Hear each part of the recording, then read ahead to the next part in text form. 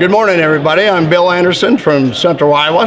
And first of all, whenever I started this in the early 80s, I sold farm toys. And then we moved on, and then we got into memorabilia stuff, all International Harvester. And I run my own tractor shop for 25 years, repaired IH tractors. And so now we're going to be talking about the International Harvester tools. Okay, these International Harvester tools were made by the Wright company, W-R-I-G-H-T, and they came in wrenches, they came in socket sets, they came in metal boxes, they came in plastic boxes, they had tool boxes, they had everything there was that you could get at the hardware store with an IH logo or stamp on them. You see here you got sockets and wrenches and ratchets, crescent wrenches. We move over to the next case, and we got the different sizes of 3/8 and 1/4 inch drive sets that would come in a plastic case. So that way you could take them out, put them in your pickup, take them out on the farm and use them, or take them out on a service call. Here's a different set here. This came out later, a red set. Same thing, yeah, it's a 1/2 inch drive set. And then we move on, and here we got like a 3/8 1/4 inch drive set. It was a combination between the two different drives. Usually use this on smaller equipment, lawnmowers, anything that was smaller in the IH line. Then we got a 3/8 set here. That was probably your most common for light duty work. Then we got the IH screwdrivers. They made pipe wrenches. They made every tool that you could buy at the local hardware store, pretty much. And then this is a 3/4 drive set completely. They made these 2 years where they had a complete set with a breaker bar, a ratchet, and 2 extensions. And here they are in there. We got these padded up so they don't rattle when we go down the road, when we travel. And these are mainly used when they came out in the early 70s.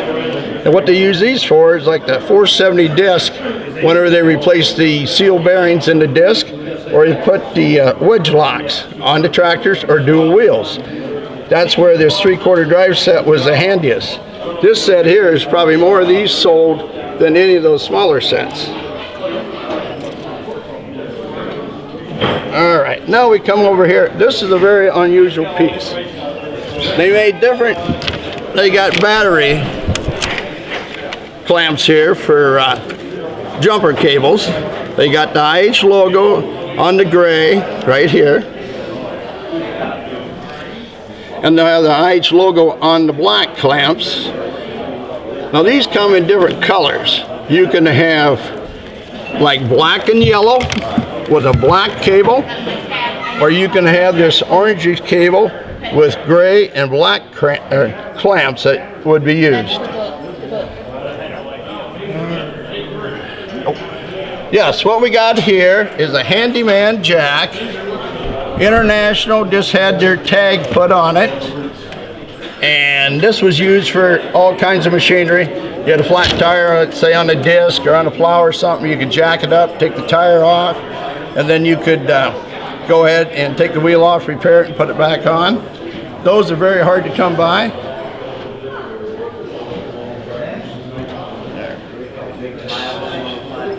Here's something that the dealership had. It was like a quick washer thing. It was split washers, so you wouldn't have to take all the gears off the shaft. I don't have any split washers on here, but that way you could put them together and clamp them, and you could shim your gears with them.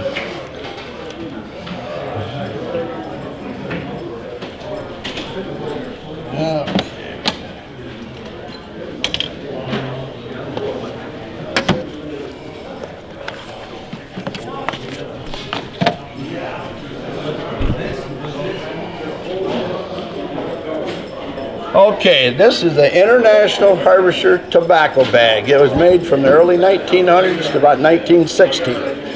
This is where the farmer would get the plug of tobacco, he'd stick it in there and draw the strings and put it in his pocket.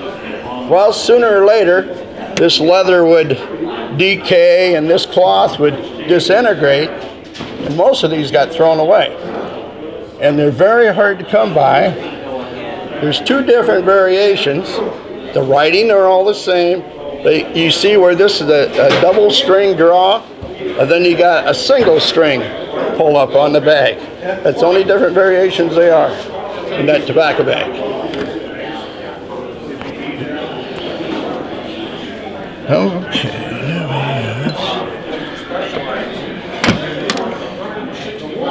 we gotta find a place.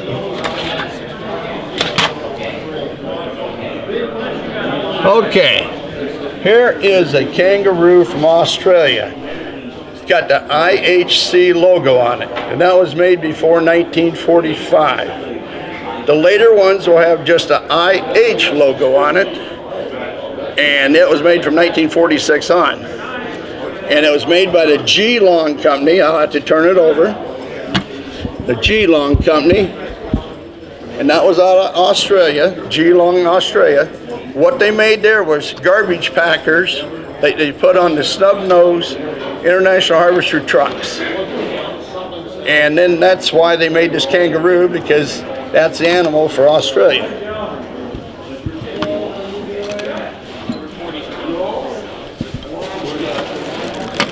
Now we're going to be showing you a padlock back in 14s, 15s. If I can get it out of the bag here.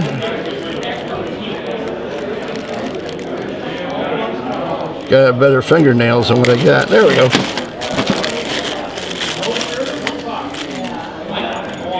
Okay. This padlock is made by 6 Lever. It's IHC, made for International Harvester. What they used this for was they could use these on the money pouches or the mail bags at the factories. Then they had one with no loop and no key that was attached with a chain, and it was used on the Mogo tractors on their toolboxes. So there's 2 different variations. One will have a loop, and then the other one won't have the loop on here and the chain and the key. Your key you had to carry separate in your pocket. And I'll turn it over. There's nothing on the back. That's all original color. And they was made in like 1914, 1916, roughly in that era.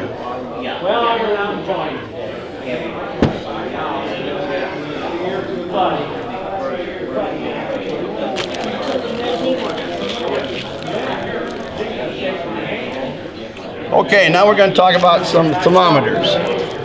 This thermometer here is like a 1466. It came out in the early 70s.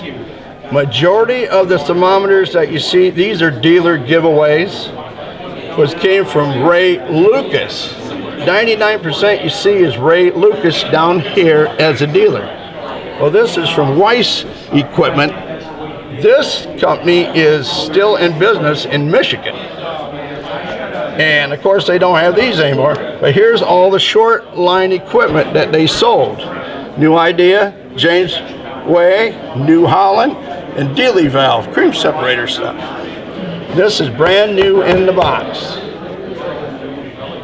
The next thermometer we got is an Uptime thermometer. They run a special promotion in the 1970s. The dealers got these, and usually each dealer got one. They hung it up in their showroom or back at the shop. And then you could, later on, they came out with a booklet where you could buy them out of a booklet. These are very popular because if Jet would go around today, she'd probably not see another one in here for sale because they are that hard to come by.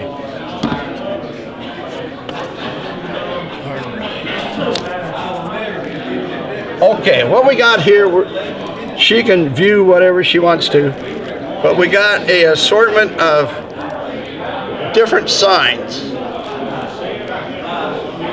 We got a hydraulic cylinder sign here, which would go above a rack. Down below, they would set hydraulic cylinders for sale on this rack, and you might have 4 or 5 on this rack. This would be mounted up above.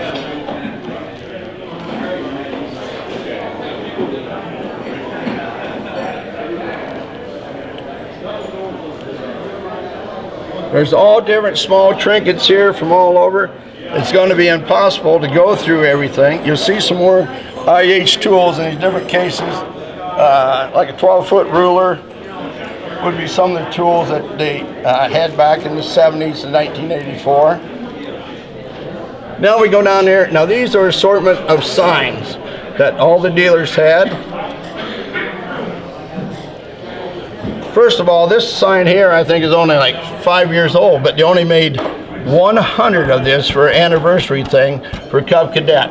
That's the first year they made it, 61, and this came out, whatever it was, 4 or 5 years ago. There's only 100 of those made, that was it. Now, this is a binder sign. This would go back in the early 1900s where it says Deering, not McCormick Deering. And that makes it, and it says binders, mowers, rakes, and twine. So that's got some age on it.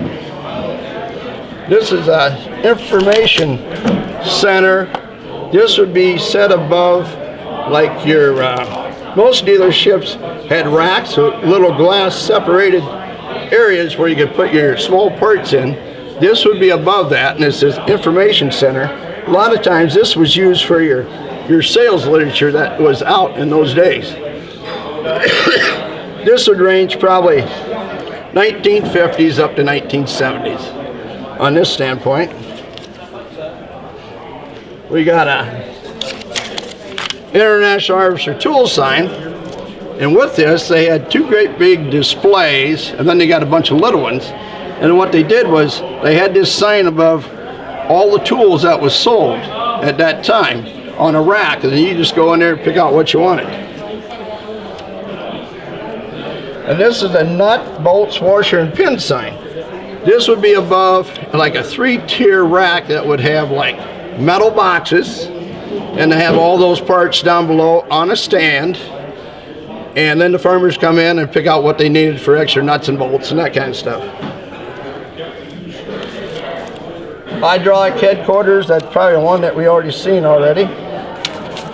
Otherwise, there's many more other things here, but that gives you a little bit of summary of what I do and enjoy my hobby and turn it into a business. And since I worked 25 years for being a mechanic, I can understand all these little things that went along with it.